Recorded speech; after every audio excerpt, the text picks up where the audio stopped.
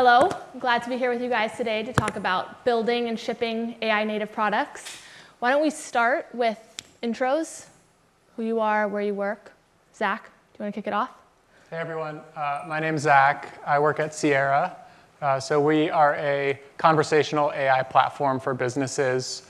If your car isn't playing the radio correctly and you call into SiriusXM, you'll talk to a Sierra agent, or if you can't figure out how to set up your Sonos speaker and go chat on the website, it will be a Sierra agent powering that experience. And so we work with hundreds of different businesses to power everything from customer support to sales to retention and kind of all the moments that matter across the customer lifecycle.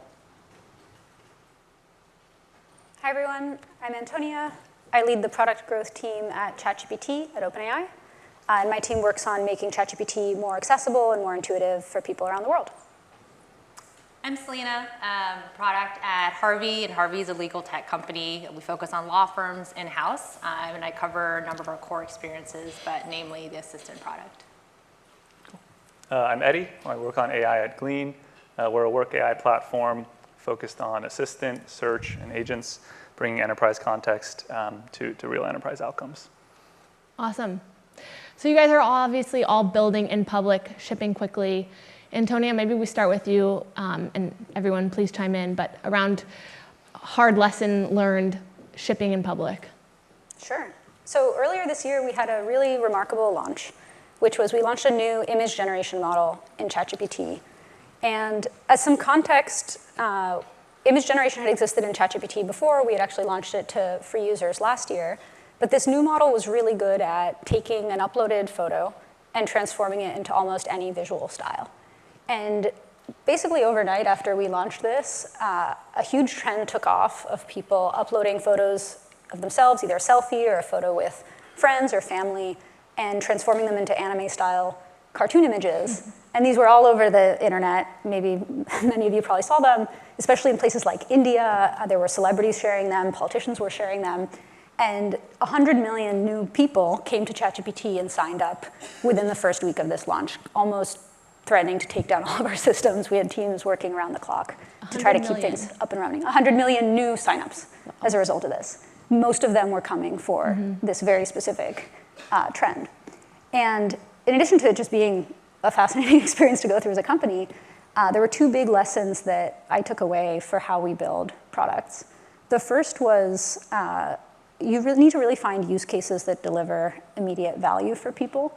So in this case, image generation can sound kind of silly and not serious, but it was the thing that allowed a bunch of users who are new to AI to see the magic of this technology for the first time. And it made the technology feel not just useful, but fun, accessible, intuitive. And it's just very easy to kind of feel happy when you see one of these photos and want to try it out for yourself. So I now think a lot more about how can you bring more of those moments of play and joy and help people really see magic quickly. The other learning was launch to as many people as you can if you're able to. So in our case, we originally thought maybe we would have to release this only to paid users because there was a lot of demand even on the first day that we launched. But we decided that from a mission perspective, it was really important for us to get this out broadly. And so we launched to all users within a couple days. And that's what allowed us to have this viral moment that probably wouldn't have happened if we had done more of a phased rollout. Awesome. Anyone else? Hard lessons learned from shipping in public? And I guess going off of that, there's a constant balance of kind of building at model capabilities and then also getting products out there quickly, right? And so perhaps, how do you balance that? And maybe some lessons learned from balancing that.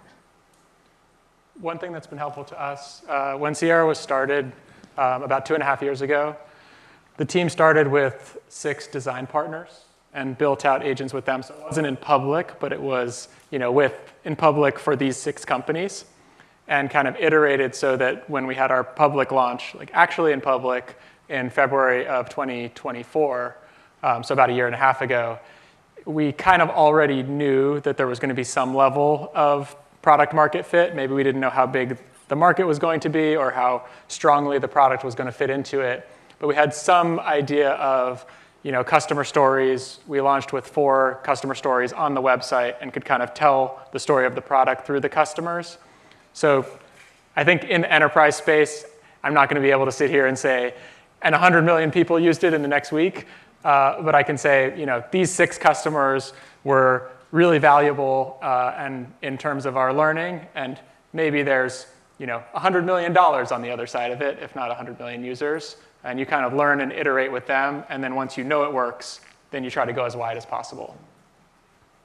I think the other thing I'll add is, I think one of the unique things about building in the AI space is that the assumptions that you're building on is constantly changing, whether it's like the capabilities, the cost, things like that. And so I think there's one part which is like, how do you build the right thing that's really driving value? But I think the interesting thing here is also because it's, I think, an industry that's constantly being self-disrupted, it's also how you maintain that right velocity so that you're not just doing it one time and getting that one-hit wonder, but consistently delivering on that. And so I think that's something where building something bespoke and special to you is great, and it gives you a nice short-term moat. But then how do you kind of maintain that so that your long-term moat actually really becomes a velocity muscle that you build? Mm-hmm. Yeah, the assumptions point I think is super interesting because we all like to figure out, okay, how do we build a product that's forward-looking, that's ready for the next generation of models or models becoming cheaper or faster. And at the same time, that sometimes can hold us back. So a lesson we learned kind of recently at Glean, we sort of were operating on assumptions around, okay, within a chat interface, what kind of latency do users really need and expect? And this is built on decades of things from Google or other places where latency matters a lot and users abandon quickly, right? But we actually internally shipped a version of our chat architecture that is a lot slower. Like we're talking twice as slow, but it's a lot smarter, and usage increased 20%, which is like a crazy number for a product that didn't fundamentally change. And that was like sort of a bitter pill to swallow because we've been operating on a different assumption for a couple of months. And so I don't know, yeah, just a lot of our old assumptions kind of go out the window, and we kind of learn and discover. Yeah, it begs the question around how do you measure value and how do you actually define value too, right? Beyond surface level engagement metrics. And so how do you think about that? Maybe Zach, starting with you around defining what value is and then actually measuring that value. Yeah, the latency point you made, Eddie, is very interesting because we've seen the frontier labs kind of move in the direction of reasoning models and taking a bit more time to give us a better answer, and oftentimes deciding how much time to take. And in the context of chat, this is often very worth it. You'll wait maybe 5 seconds instead of 2 seconds. In the context of a coding agent, it's extremely worth it. I'll wait for the GPT-5 high to spend, no offense, like 10 minutes figuring out what it's going to do while I go make coffee, and then I come back and it's much higher quality result. Whereas we have a number of cases where we're on the phone with someone, and if you wait more than about 2 seconds, 1.5 seconds, you kind of mess up the flow because they'll be like, oh, are you still there? And then you're kind of talking over each other and you have to get out of each other's way. So it really resonates that when you have these new technologies, many of which are being invented by OpenAI, it changes the trade-offs between all of the things that you thought were valuable. And so one of the things that's been extremely grounding for Sierra during these iterative developments is we have this pricing model, which is nerdier than it sounds, where you we only get paid when the agent delivers the outcome. So you pay for a job well done. And the result there is it creates a ton of alignment around what we're actually trying to achieve with our customers. So we have some customers that will pay sort of a commission to the agent for it making a sale. And of course, that's subject to all of the quality standards and quality assurance that they would perform with their human agent force as well. So you kind of have a similar compensation model to what you would have with people. And that allows us to be hyper-aligned so that when something like this comes out, we can reorient ourselves to the new tools in our toolbox based on a common set of values. And we don't have to make assumptions about do they care about latency or do they care about accuracy? We kind of have that baked into the relationship starting at the top. Mm-hmm. Curious how some of these other companies are doing it as well. Yeah, I mean, I think the latency point you made is so interesting, how it's so contextual, right? Like, I think lawyers is interesting because they charge by, they charge their customers or their clients by, I think, 6-minute increments. So like time is very important. But at the same time, a lot of what they do, it's so time consuming. So if what they're normally doing takes 30 hours, and now it takes them, 10 minutes, which seems like an eternity when you're usually building products, it's still very worth it to them. So like they're willing to, let's say, like spend the incremental 5 minutes even because it saves them 29 hours. So I think the context is very interesting. I think to answer your question in terms of like, how do we measure value and like whether or not we're driving that with the products that we're shipping, I think there's like the core things that you do just within product where like you're looking at metrics, talking to customers, getting feedback. I think the other thing that, especially at least in our space where it's like very verticalized enterprise, is like getting close to the end users. So for us, one of the things that Winston and Gabe invested in very early on is building our own in-house subject matter experts. So we have a lot of in-house lawyers at the company, and they're just spread throughout, whether it's on the product side, on the go-to-market side. And for that, that's just been a huge resource that has just paid dividends because we're able to just reduce that feedback loop infinitely, right? Because like, I can build a product, have a prototype or even designs, and just go to someone and say, hey, what is this? How do you feel about this? What's your reaction? Anything that's missing? And they're able to kind of apply real life use cases from their days on whether or not this fits. And so that kind of just like shortens that window of not having to ship something, roll it out, then collect feedback. And so for us, a lot of it in terms of going back to the first point on velocity is how do you get quick feedback early on? So you're experimenting, kind of finding the right area, investing in the right nuance and detail so they're really unlocking that use case well before then kind of going deeper and rolling it out to more customers. Yeah, I think the cleanest connection is to the eval Twitter drama over the past few weeks around, do you run evals to understand what kind of value you're producing? Do you run experiments? And what you said about the iteration loop makes a ton of sense. And for Glean, we get the privilege of dog fooding our product a ton, right? And I don't want to rub it in your guys' face because I know you two probably don't. I'm sure Antonia, you do a lot as well. But that's a really, really virtuous cycle, and listening to your fellow coworkers. I like to say we could have only become Glean because we were using Glean so much. And that's a lot of, listening to is the value that your coworkers are telling you that you're getting, that you're as a dog fooder yourself getting. How do you connect that before you take this longer iteration loop of launching to customers and figuring that out?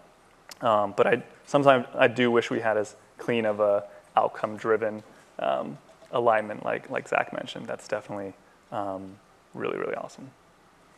The latency thing with billable hours is so tantalizing because it's like you want to, and you don't, but one might want to like make it faster, but not by so much that they can't bill as many hours as they committed to. And I don't know, there's just like a weird, I'm sure you just make it as good as possible and everything else figures itself out, but it's one of these funny things where I could imagine a lawyer sitting there and just being like, that was faster than I wanted it to be. Do you think that the framework of labor and billable hours is going to shift because just it's not going to be relevant anymore as a benchmark of how you price these products? I guess this is for legal specifically. Yeah, I think that's such a good question. I think it's very hard. It's a hard question to answer. Yeah. I think right now, the other interesting thing about the market today is oftentimes like these law firms are also eating their hours, right? They're not going to charge for every single hour that they're billing. And so in some ways, if we can give them that efficiency, they're actually gaining some dollars back. And then there's the point where you've gained so much efficiency now. What does that mean from like a cost perspective? And so I do think there's probably going to be a point where like we'll have to reevaluate, or not we, but the market will reevaluate in terms of what the right supply, demand, and approach is there. But there are kind of different segments of law where it's like an in-house is an example where it's like fixed costs, right? Because these are salaried, they work at the company, and so for them, there's time efficiency is means scale for Yeah. them. Going back, Eddie, to something you just said around, getting to dog food the products from day one, does that impact kind of how you are designing PRDs and evals from day one as well? Like how you're thinking of that product development life cycle? Yeah, I think it's this tricky balance between vibes eval, quantitative eval, A/B testing, and they're all just tools in a larger toolkit to convince yourself this is the right thing to ship, and we should ship it at this point. I think they all have a place to exist, and I think, if you can define, an evaluation set that lines up a criteria with the value you're providing, that's generally a good thing, but you also can't let yourself get bogged down in that when you're trying to ship something really quickly. Yeah. So some of you are in highly regulated industries or working with highly regulated customers who are in highly regulated industries. How do you balance the trade-off of shipping quickly, working at sort of the edge of model capabilities with getting products out there quickly? Yeah, I can speak to that a little bit, being in the legal industry. I would say, I think for us it's also exacerbated too, because when you're an enterprise, there's an expectation of having very consistent and reliable experience. I would say at Harvey, there's kind of two things that we do to get the best of both. In an industry, I think one is we focus on being user problem first. So what is the customer problem we're solving? What is the use case we're trying to unlock? And I say that because it sounds like common sense in product building, but actually I think in the AI industry, it's very easy not to do that. Like it's very easy to be stuck in a world where you have a solution looking for a problem. You have all these cool new capabilities, and you're like, oh cool, how do I apply this? But I think it's still very important to be first principled and thinking about like, what is the actual problem that they're seeing today, and what is the solution for that? And then looking at the toolkit of like what the options are, then kind of going from that, I guess, direction of thinking rather than the reverse. I think the second thing is like, we do a lot of communications with our customers. So we're very close to our customers. We do a lot of just like continuous comms in terms of this is what we're thinking, this is why we're thinking. And this is actually why the first step becomes incredibly important, is because if you have a lot of clarity in the user problem that you're solving and why you're making certain changes, it makes the communication very easy in terms of, hey, these are the things that are changing, this is why. Because then it really resonates with them, and it's less of a, hey, here's a surprise that you have to adjust to, but hey, this is an improvement to like what you're doing day to day. And so then they'll actually welcome the change. Mm-hmm. So I would say like these kind of two-prong approaches is kind of what enabled us to still maintain the velocity while still serving the space and industry. Yeah. We have a methodology that was, I would say, invented very early in Sierra's history called the agent development lifecycle, which basically reimagines the software development lifecycle, but instead of fast, cheap, predictable software, you're building slow, expensive, non-deterministic software. And so you have to reimagine the planning phase, the building phase, the testing phase, the release phase, and the optimization phase, kind of from the ground up. And the product that we've built, which has become mature kind of over the last 6 months, we had a blog post on it a few weeks ago, is called Simulations. We have this across chat and voice where every time you make a change to the agent, it will run a number of simulated conversations, which is 3 AIs all interacting. One is simulating the user, one is the AI agent that you've built, and then one is a judge that evaluates the quality of the conversation according to the expectations that you had, as well as you can do assertions that certain tools were called or certain data changed in the mock database. And we found this to be extremely effective with some of the more highly regulated industries. One of the probably 3 or 4 largest insurance companies in the United States we recently went live with, and they relied heavily on simulations in order to make sure that everything was passing before going live. So basically, your agent has already had all of the conversations that it's going to have.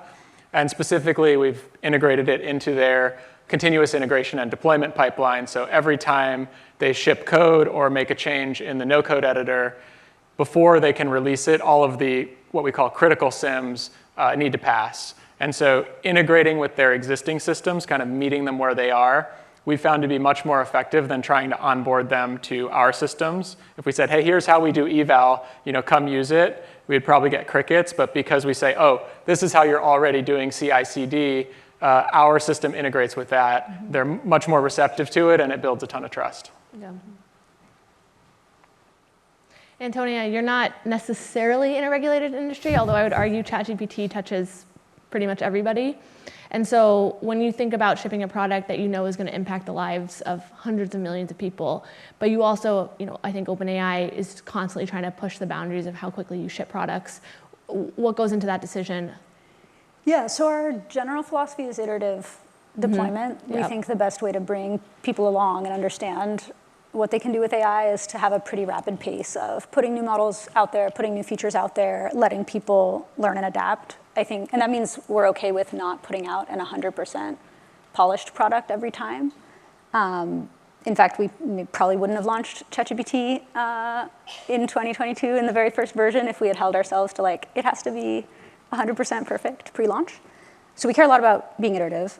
At the same time, now that we have hundreds of millions of weekly active users, we feel a huge responsibility to make sure that we are not shipping a bad product to them and maintain a really high quality bar.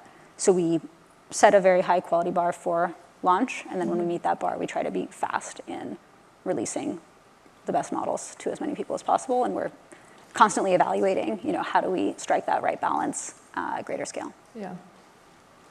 Yeah, I think for us at Glean, it's, we're at this interesting phase. We have customers that are, really, really tech forward, jumping on whatever the next release we have is, turning on every feature they find.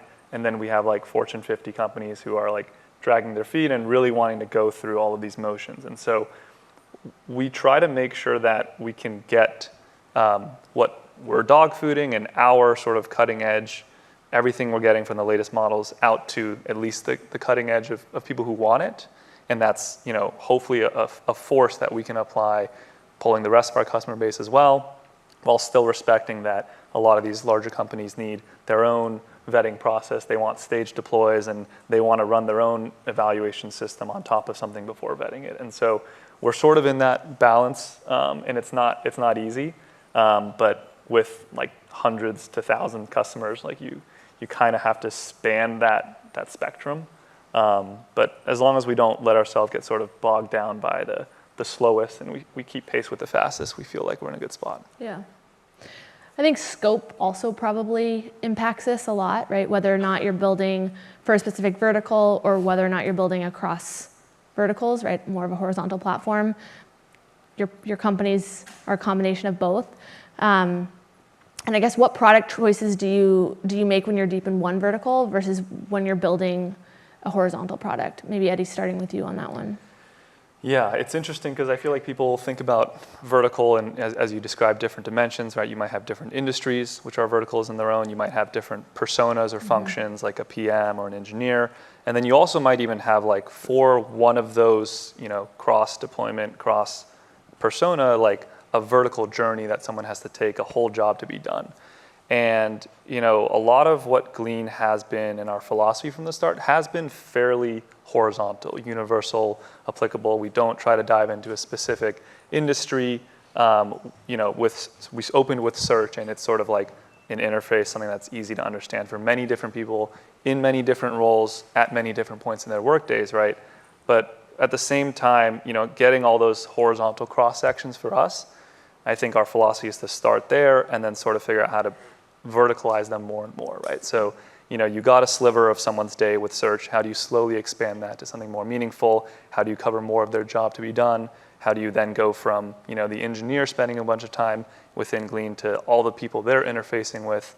And so I think we've sort of started horizontal, but acknowledging you need to deeply understand those jobs to be done and those personas, as you expand that product suite. So I think for us, we came from that direction, but I think it's different for different folks here. Yeah. Yeah, building off of that, we've also taken a very horizontal approach. It connects back to our roots as a research lab where we try to build just generalizable technology and then see what are the emergent use cases that really resonate with people and then lean more into specific use cases from there.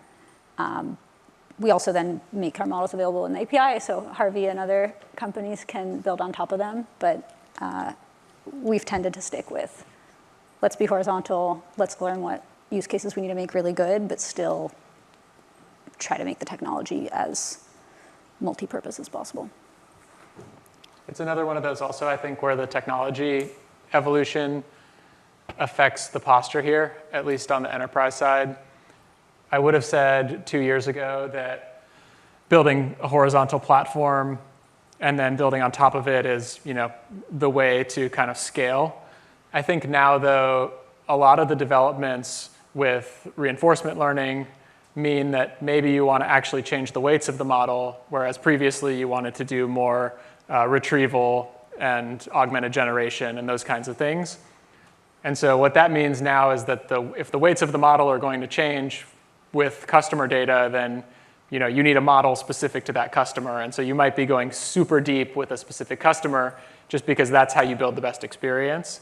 So I do think if you can get away with being a general platform and just having it work really well for everyone, that's fantastic. But if you can build a better experience by going super deep and specific, it's differentiated as well. And I think it's one of the reasons why in Y Combinator, you see a lot of startups that are like AI agents for car loan servicing in the Southeast or something. It's like, that's the startup, and it's because that's where you can do a better job. So in ChatGPT's case, it's the best product at a horizontal level, and it's comprehensive. In a lot of enterprise cases, I think there's high returns to actually getting really specific and doing something that looks like it won't scale. Yeah. Does that mean that Y Combinator company is going to outperform you guys in that specific vertical? Or? It means that because you guys are broader than them, right? Yeah, it means that if we don't think about verticals with the same level of depth that they are, then you're probably right. And so that's the challenge that we've issued to ourselves, is that sometimes we see competition from the large incumbent players, and sometimes we see competition from a very small player punching above its weight in a very specific vertical. And so we need to be humble about the fact that if we don't focus with as much depth as they are, we're not necessarily going to win. Yeah. 80% of the problem for 80% of the people leaves a massive opportunity for new entrants to come in and then work their way up. I think this leads to then, go ahead. Sorry, Annelies, but I think this is sort of a quip, but I think in large enterprises, 100% of the people are in that 20% a lot of the time. Definitely, exactly. It begs the question then, how do you build teams around this, right? And I think I've spoken to all of you separately about sort of the new role of forward deployed engineers, or at least you and I, Zach, have talked a lot about this. And it's probably the hardest role to hire for startups right now, and I know OpenAI is starting to grow their team on this, but does it change, forward deployed engineer aside, does it change how you build your teams when you think about kind of going super deep in different verticals versus a horizontal platform? I guess, first of all, if anyone in the room is an agent engineer or agent product manager, Sierra.ai/careers, we're really growing that team fast. Jokes aside, though, I joined Sierra in a role that was basically a forward deployed role before we had a product team formally. And so I spent the first 9 months basically building customer agents, and there's no better way to learn how to actually listen to customers, throw out your assumptions, than when a customer is beating you over the head that your assumptions are wrong, which was my experience for a lot of that time. And it's been the engine of Sierra, I think, both in terms of market research and customer feedback. We basically have a design partner program around every product that we build. And then also it allows us to be highly accountable to the outcomes. So I think our forward deployed model and our outcome-based business are very intertwined, because if an agent is performing, let's say it has a 75% resolution rate, if we get it up to 80%, we get paid more. So it's just in our interest to really show up and have the same level of accountability as our customers.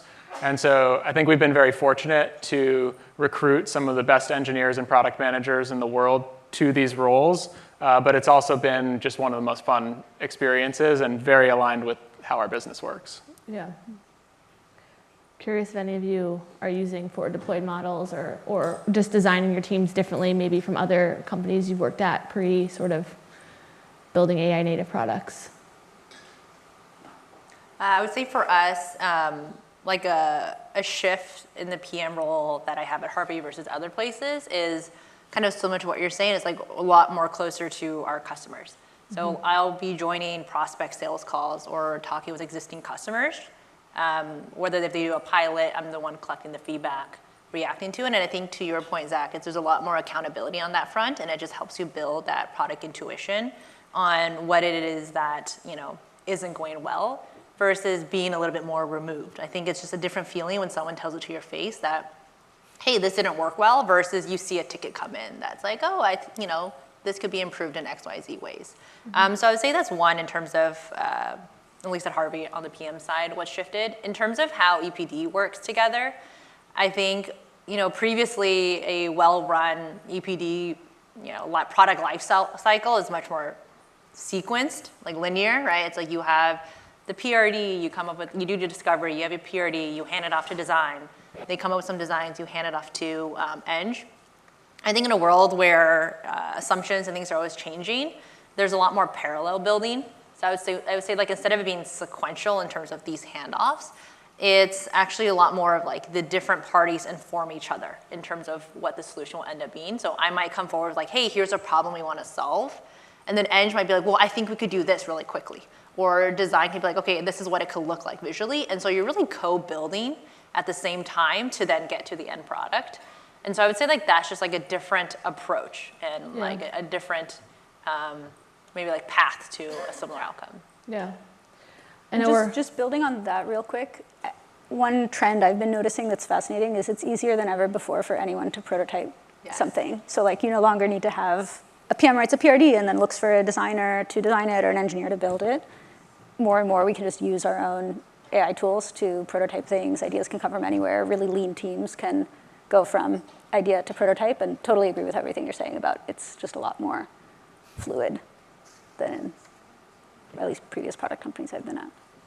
Yeah, I was going to say, I mean, these three are product people. I'm an engineer, so I'm seeing a lot of PMs. Product-minded engineer.